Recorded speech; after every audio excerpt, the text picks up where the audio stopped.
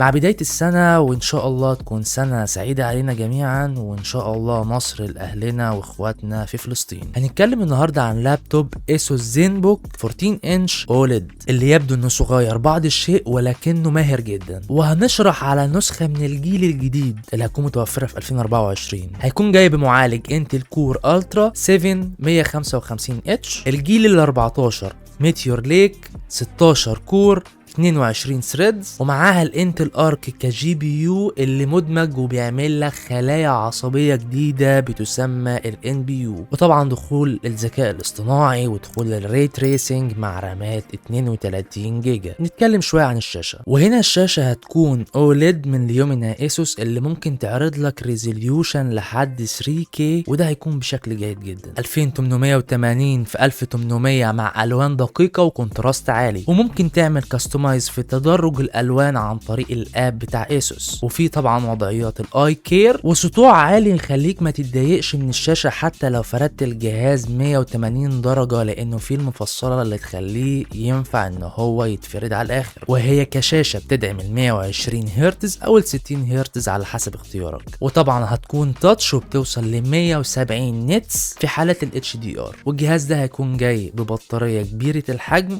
75 واط، وبيجي الجهاز بلونين، يا اللون الفضي يا اللون الازرق. وزن الجهاز بيكون ما بين كيلو 200 جرام لحد كيلو 300 جرام، وده يخليه خفيف بعض الشيء مع سطح املس وسمك ما يعديش ال 15 ملم، ويمكن ده شفناه شويه في التيست بتاع الصلابه فكان محقق ارقام كويس. عندك هتلاقي 2 بس مخارج يو اس بي ثاندربولت 4 ومدخل اتش دي ام اي 2.1 ومدخل يو اس بي 3.2 ومدخل جاك هيدسيت. وجود كاميرا اماميه جودتها كويسه جدا وبتوصل لفول اتش دي على كلامهم، واستخدام الذكاء الاصطناعي بان هو يقدر يفصل لك الصوره بتاعتك عن الخلفيه ده كان شغال بشكل كويس جدا تحت الاختبار، ومعاه الاوبشن بتاع خاصيه التعرف على الوجه، وكمان في سنسور للاشعه تحت الحمراء علشان يقدر يتعرف عليك في الاماكن الضلمه ويقدر يفتح، وفي فوق الكاميرا زي سويتش ده تقدر تتاكد منه انك انت قفلت الكاميرا خالص علشان تبقى متاكد ان مش هيحصل لك اي هاكينج او اي حاجه تشغل لك الكاميرا وانت مش حاسس، ومخارج صوت مناسبة لحالات الجيمنج لانها هتكون شغالة بتقنية الدولبي اتموس. وتعرض الجهاز بلوحة مفاتيح كراكن اللي بتيجي ب3 مستويات اضاءة مختلفة، وتعرض ان صوتها هادي وقت الاستخدام مع 1 تيرا بايت اس اس دي، واختبار السرعة في الريد والرايت